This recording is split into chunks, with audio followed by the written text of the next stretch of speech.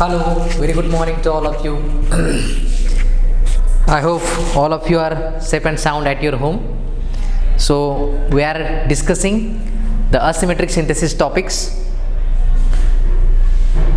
Today, we are going to see a new concept, that is stereoselectivity in enolate alkylation reactions. Stereoselectivity in enolate alkylation. So, when enolate is formed by a sterically hindered base, then in that case, what is the stereoselectivity in the product? Okay, so we are doing here alkylation of ester. So this is an ester. This ester has an alpha carbon atom which is having 2 methylene, 2 protons, acidic protons. This alpha carbon atom is not chiral center. Let us see. This alpha carbon atom is not chiral center, but here the beta carbon atom is chiral center. The situation is something different that we have discussed in last lectures. Here the alpha carbon atom is not chiral center, beta carbon atom is chiral center, and hence the incoming electrophile or incoming group in this reaction, enolate alkylation reaction, is, or the stereochemistry of that incoming group will be decided by the stereochemistry at the beta chiral center. This is totally different than that of the Felkin and model and Cramp's rule. In that case, we have a carbonyl compound, okay, that is aldehydes and ketones, and the adjacent carbon atom, that is alpha carbon atom, in that case is chiral one, that is stereogenic center, and the carbonyl carbon atom is prochiral center.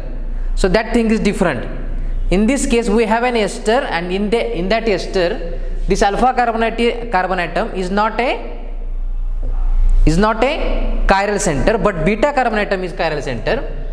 And by using a strong base, we can abstract this acidic proton and convert this into an anion, that is carbanion. But this carbanion is in conjugation with this carbonyl group of ester. This can be converted into an enolate ion, and this enolate ion, this one. So LDA, lithium diisopropylamide, is the strong base. In THF, dry THF, this enolate ion will attack on this enolate ion will attack on this methyl iodide. So methyl iodide is a methylating reagent. Here we have a carbon-carbon double bond. This enolate ion will revert back, okay, like this, and it will attack on this carbon-carbon double bond, that is this pi bond will attack on this methyl group. Iodine is a leaving group, okay. So this is the simple chemistry behind this reaction. Now see this product. When this enolate is treated with this methyl iodide, we already have this stereogenic center, beta carbon atom, in which the stereochemistry is fixed. This methyl group is above the plane of the molecule, okay, and hence the incoming methyl group is coming in either of ways. It may be cis to this methyl group is cis to this methyl, they are on the same side, or the incoming methyl group, this one at alpha carbon atom center, alpha carbon atom, it may be trans, or they are anti to each other. So how will you decide this? Okay, so if this R group is phenyl, then the stereoselectivity or the ratio of the two products formed are this would form in 77%, this would be formed in 23%. If it is R is equal to butyl group, then it will be 83 and it will be 27. If it is silyl dimethyl phenyl group, then it will be 95 and it will be 5%. Means when we see this, it is clearly indicating that as the size of R group is increasing, it is become bulky or bigger in size, then the enantiomeric excess of this product is increasing. Enantiomeric excess of this product is increasing. Okay, now how will you decide or how will you explain that why this product is obtaining in a major proportion? This can be explained by the stereoselectivity of enolate alkylation can be explained by looking that molecule or looking that enolate in this fashion. See here, when this enolate is formed, the enolate ion, the enolate substance or the enolate group is cis substituted enolate. Then what is meant by cis substituted enolate? This methyl group and this OLI, that is, let us say this oxygen, actually it is O minus Li plus. Okay, but for sake of simplicity we have taken it that O minus will forming a bond with this electron deficient lithium, and we can write here lithium. Okay, so either this O minus or this OLI bond and this methyl group, they are on the same side of this carbon-carbon double bond. Actually this is not alkene, it is an enolate. Okay, the situation is like this, O minus, so this is enol. Okay, or it may be like this, OH, so this is enol. So that's why this oxygen and this methyl group, they are on the same side. Okay, and this is known as cis substituted enolate. When this is the case, cis substituted enolate is there, then we can draw this in this fashion. This cis enolate can be drawn in this fashion. Okay, in which we have taken the carbon-carbon double bond in a plane of the molecule, where OLI and this OET are the two substances for this carbon doubly bonded carbon atom.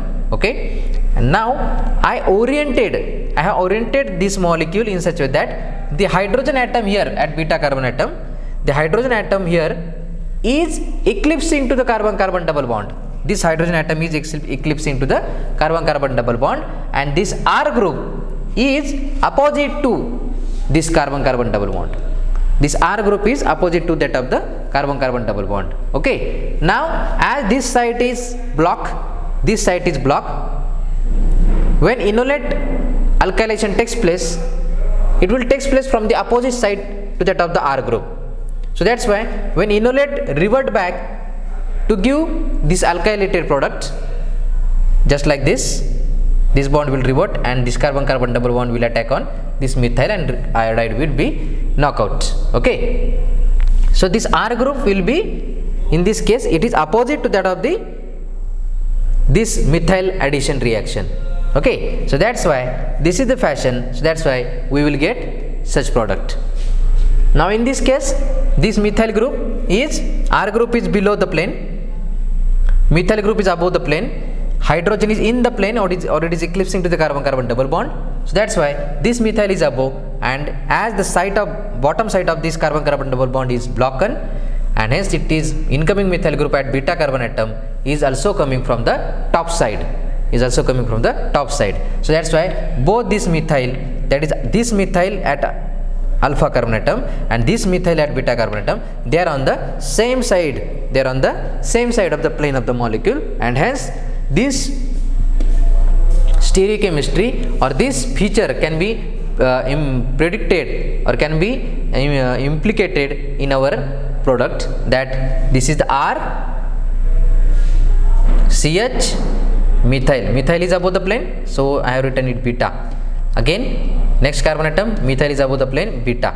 So these two methyls are on the same side, so that's why this is also beta and this is also beta, means these are indicating that they are on the same side. Okay, and the next carbon atom is a carbonyl carbon of ester moiety. Okay, so this is the case that how this product is obtained as a major product in this stereoselective enolate alkylation reaction, and this clearly indicating that when the size of R group is indicating, as R group in this reaction mechanism we have shown here, it is opposite to that of this carbon-carbon double bond, face of carbon-carbon double bond. Okay, so as the size of this R group is increasing, so in that way the bottom side is get bulkier in nature, or it is get sterically hindered. More steric hindrance will be observed here. Okay, as the R group size is increasing from top to bottom. Okay, and in that case the stereoselectivity or enantiomeric excess of the formation of this product will be in more proportion, or it will be in higher proportion. Okay, so this is the case that how it is forming in major proportion. Okay, so this is the point that we called it as a stereoselectivity in enolate alkylation. Okay, now there are some ambiguities while solving some problems. There are some ambiguities how to use this Felkin-Ahn model. Okay, we will see some examples on the basis of that and revise some concepts about that Felkin-Ahn model.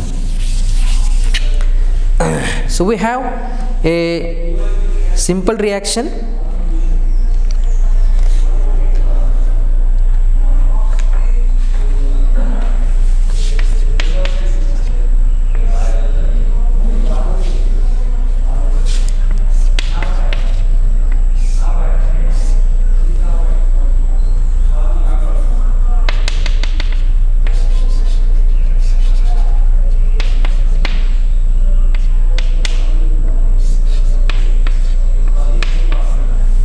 COR.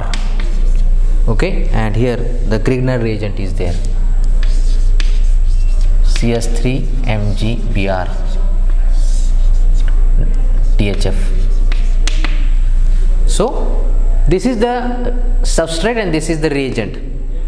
Methyl magnesium bromide is the Grignard reagent, no doubt, and this is the substrate molecule. This is C double bond O, and this R group means this is a ketone. Given substance is a ketone, and alpha carbon atom is a chiral center. Alpha carbon atom is a chiral center. If this is the picture in front of you, then first of all think which model we have to use here, which rule we have to use here for getting this product in correct stereochemistry. Which rule you will be apply here. Okay, so as this is the alpha carbonyl compound with alpha chiral center, we have to use here Felkin-Ahn model. Okay, so when we are using Felkin-Ahn model, let us see what is the use here. The reagent is containing methyl magnesium bromide. Reagent is containing magnesium. So this magnesium is able to form a chelate. Magnesium is able to form a chelate complex with this substrate. But the another condition is that the magnesium can only form the chelate if and only if there is a presence of heteroatom. That is electronegative atom present at the alpha chiral center. Okay, but there is no any such situation like this. All the groups are not electronegative, or they are not heteroatoms. These are only methyl. This phenyl means this is carbon, and this is hydrogen. Okay, so then in this way, in this reaction, we cannot apply the rule number 3 or rule number 2 for Felkin-Ahn model. Simply we have to use here Felkin-Ahn rule number 1, that is you have to treat this molecule like this. This is carbonyl, this is R. Okay, and find out which group is bulkier in nature. So phenyl group is bulkier in nature, so try to find out the stable conformation. Okay, so pH will be there at rear carbon atom. Okay, phenyl ring is there, then methyl carbon atom will be here, and hydrogen carbon atom will be here. Hydrogen atom, that is proton, will be here. Now whether it is stable or not, yes, it is stable, because this methyl group is gauge to this carbonyl. Bulkier group, that is phenyl group, is perpendicular, okay, to this carbonyl, and that's why this is a stable conformation of this given chiral carbonyl compound. Now our nucleophile, it is CS3 minus MgBr plus. Okay, now the CH3 minus will attack from this side, okay, giving hydroxy to that side. So my product will be hydroxy, here R, here methyl, okay, and this phenyl ring will remain as it is. Here you will have originally methyl group, okay, no any doubt that methyl and CH3 are the same, okay, and here you are having hydrogen, phenyl hydrogen methyl, okay. Now simply take this R and this pH, this R and this pH are in the plane of the molecule. So rotate the pH is already, phenyl ring is already in the plane of the molecule. So rotate this R group front carbon atom by an 120 degrees, so that R will come here, methyl group will go here, and hydroxy will come here. So my stereochemistry will be like this, Newman projection. So R group will be here, methyl go here, CH3 and hydroxy will become at the bottom. So phenyl ring is already in the plane, here hydrogen and here methyl, okay, and so we can write the structure. So this is R, okay, so this R single bond, this methyl, incoming methyl, and this hydroxy, sorry, the hydroxy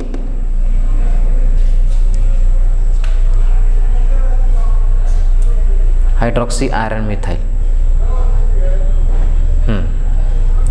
So the hydroxy is below the plane, hydroxy is below the plane of the molecule.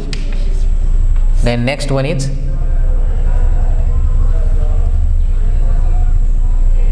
hydroxy is below the plane and methyl is above the plane.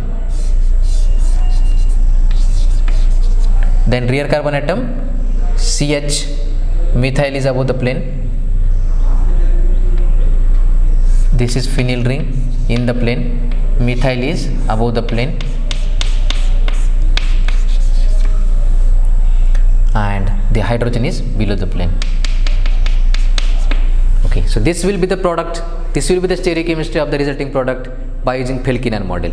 Okay, so I just apply the Felkinand model rule number 1, because though there is a chance of formation of chelation because of the presence of magnesium ion here, but as there is no heteroatom present at the alpha carbon atom, we can't apply the chelation rule or rule number 3 of this Felkinand model. So simply apply first rule, that is Felkinand rule number 1. But if we have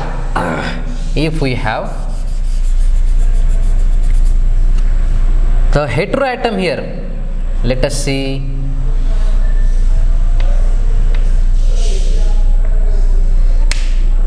OR or NR2 or OH or SR at the alpha carbon atom, then there is alpha heteroatom which is having lone pair of electron, carbonyl group is there and magnesium ion is there, and in this case chelation formation can take place, and this chelation can reverse the stereoselectivity of this reaction, and hence due to the reversal of stereoselectivity, the product will be the diastereomer of this product, okay, and it will be incoming hydroxy group, the incoming methyl group will be anti to this methyl, and this hydroxy will be above the plane and the methyl will be below the plane. So the product from this reaction will be like this. So there will be no any change at the stereochemistry of this alpha carbon atom, it will remain as it is, pH, okay. So it will look like this, hydroxy above the plane and this methyl will be below the plane, this R. So if we use methyl magnesium bromide, that is Grignard reagent which is having a magnesium ion capable of forming chelation, as we have this hydroxy, okay, methoxy group here. So instead of methoxy OR methyl group, we can write here OR, So okay, so the stereochemistries get reversed. So this is the effect of chelation. Okay, so while writing the product you have to think in this fashion. Okay, then number of examples are there. In next video we will see some problems based on this asymmetric synthesis. Okay, I think this is sufficient for today. Thank you for watching this video. Have a nice day.